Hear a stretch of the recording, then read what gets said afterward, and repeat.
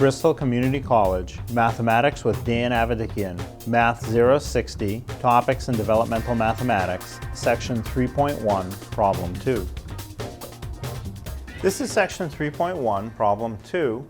It says write the fraction as a decimal. And the fraction we have is 7 over 100, so you want to write that as a decimal. So it will certainly have a 7 in it, and then what you want to do is see how many zeros you have in the denominator. 100 has 2 zeros. You will need that many places after the decimal.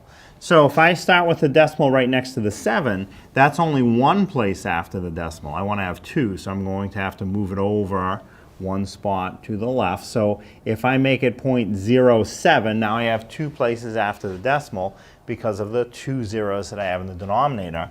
And 0.07 can also be written as 0.07 if you prefer. It's the same thing.